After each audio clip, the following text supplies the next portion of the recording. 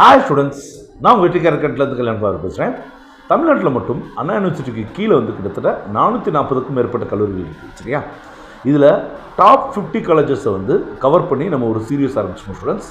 அதன்படி இந்த சீரீஸில் ஒவ்வொரு வீடியோவும் ஒவ்வொரு கல்லூரியை பற்றி முழு தகவல்களை நம்ம கொடுக்கும். சரியா? அந்த வகையில் நம்ம இன்றைக்கி பார்க்க போகிறது Sri Krishna college of engineering technology Coimbatore. இந்த கல்லூரிக்கு நம்ம வெற்றிக்காரருக்கு கொடுத்துருக்க ரேங்க் வந்து 13. சரியா? இந்த கல்லூரியை பற்றின முழு தகவல்களை தான் நம்ம இந்த வீடியோவில் பார்க்க போகிறோம். ஸோ இந்த வீடியோக்குள்ளே போகிறதுக்கு முன்னாடி ஒரு சின்ன டிஸ்க்ளைமர் சொல்லுங்கள் ஸ்டூடெண்ட்ஸ். இந்த வீடியோ மட்டும் இல்லை, நம்ம எந்த வீடியோ போட்டாலும் அந்த கல்லூரி இருக்குது இல்லையா, அந்த கல்லூரியில் நீங்கள் ஜாயின் பண்ணணும்னு நினச்சிங்கன்னா கண்டிப்பாக நேரில் போய் விசிட் பண்ணுங்கள். வெறும் ஃப்ரண்ட் ஆஃபீஸை மட்டும் பார்க்காதீங்க, காலேஜை முழுமையாக சுற்றி பாருங்கள். முக்கியமாக நீங்கள் எந்த கோர்ஸ் எடுக்கிறீங்களோ அந்த கோர்ஸ்க்குரிய ஒர்க் ஷாப், லேப், மற்ற ஃபெசிலிட்டிஸ்லாம் இருக்கான்னு பாருங்கள். பிளேஸ்மெண்ட் ரெக்கார்ட்ஸை பாருங்கள், ஸ்டாட்டிஸ்டிக்ஸ் பாருங்கள். ஆஃபர்ஸை மட்டும் பார்க்காதீங்க. கண்டிப்பாக எவ்வளோ பேருக்கு வந்து பிளேஸ்மெண்ட் கிடச்சிருக்கு, பிளேஸ்டு ஸ்டூடெண்ட்ஸ் அப்படின்றத பாருங்கள். அதுக்கப்புறம் ஃபீஸ் ஸ்ட்ரக்சரை பாருங்கள். சரியா? அதுக்கப்புறம் நீங்கள் அந்த கல்லூரியை முடிவு பண்ணுங்கள். ஓகே? ஸோ இந்த கல்லூரியை பற்றி நம்ம என்ன பார்க்க போகிறோம் அப்படின்னா, இந்த கல்லூரியுடைய பேசிக் டீட்டெயில்ஸ் பார்க்க போகிறோம். எப்படி ரீச் பண்ணுறது, என்னென்ன கோர்சஸ் இருக்குது, என்ன அக்ரெடிடேஷன் இருக்குது, கீ ஸ்ட்ரென்த் என்ன, ஸ்டூடெண்ட்ஸோட ஒப்பீனியன் என்ன, காலேஜ் அண்ட் ஹாஸ்டல் ஃபீஸ் என்ன, சேஃப் கட் ஆஃப் மார்க் என்ன அப்படின்ற முழு தகவலையும் இந்த வீடியோவில் பார்க்க போகிறோம்.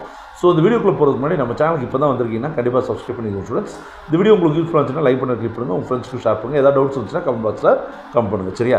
ஸோ நேரடியாக வீடியோக்குள்ளே போயிடலாம். Okay, first of all basic details பொறுத்த வரைக்கும் Sri Krishna college of engineering technology இருக்கு இல்லையா, இது சுருக்கமாக SKCETன்னு சொல்லுவோம். இந்த சிலர் வந்து SKCTன்னு சொல்லுவாங்க. இதோடைய கவுன்சிலிங் கோட் பார்த்தீங்கன்னா 2718. சரியா?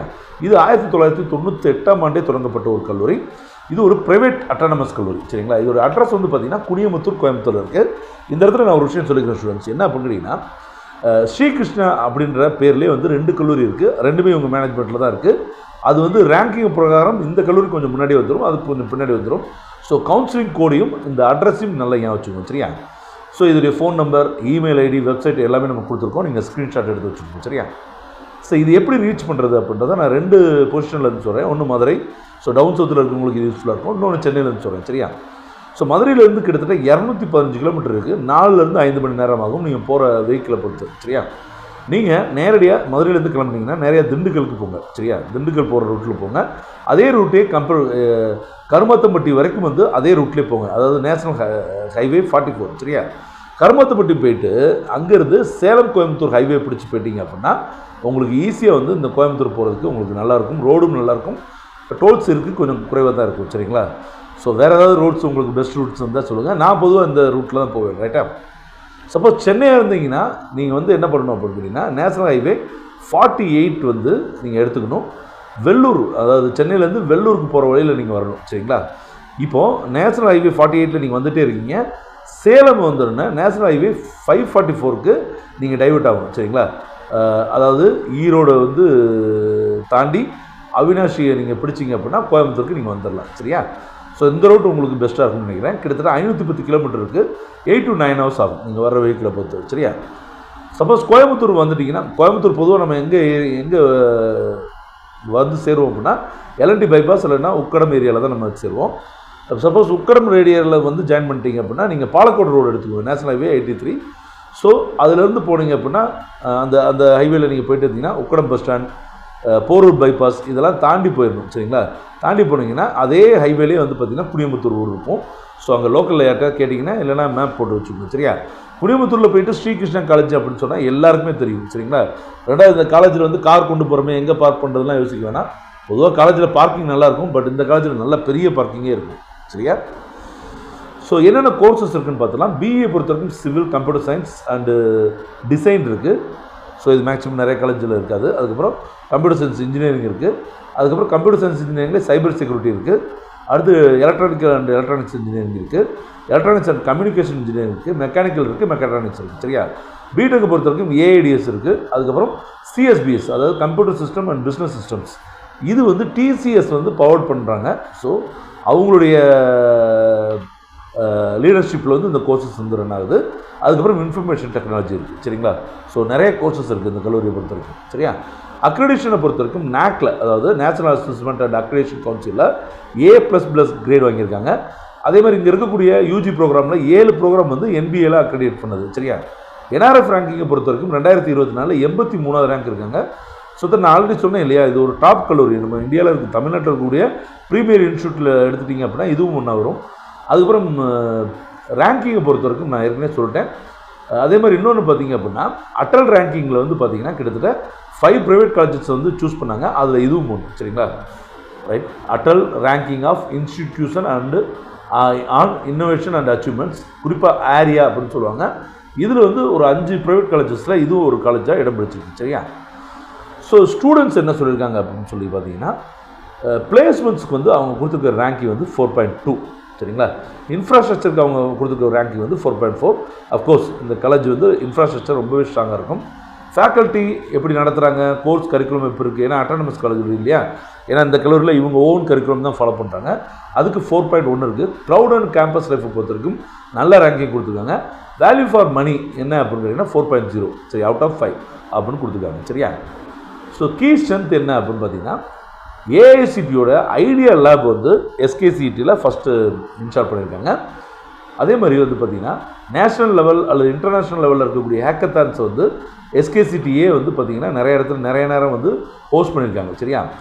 அதே மாதிரி ERNET education and research network of India இவங்க கூட வந்து பார்த்திங்க அப்படின்னா ஒரு எம்ஓயு சைன் பண்ணியிருக்காங்க.